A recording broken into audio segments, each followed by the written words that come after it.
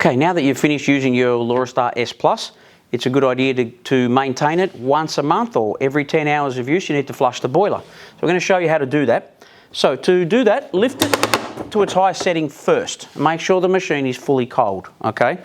Come around here and put the drain tray underneath the drain screw. Make sure the system is cold. Don't open it while it's hot. Open the drain screw and you'll notice the water will start slowly coming out.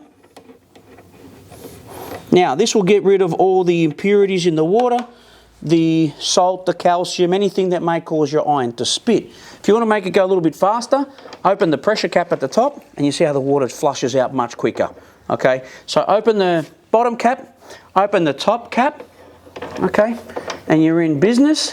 One last thing I want to show you is how you can use the water bottle to further flush the system. Just remember, those washers there, just make sure they're all intact. The orange washers, if you need some spares, just give us a call, we'll send them out to you. Okay, now to flush the system, your lid becomes a funnel. Sit that here in the top where you took the pressure cap from. Put the water bottle on top of the lid / funnel, and once the spring hits the pin, it will actually work as a flushing mechanism and take the water out of the system. Oops, here we go, I didn't have that straight, there we go.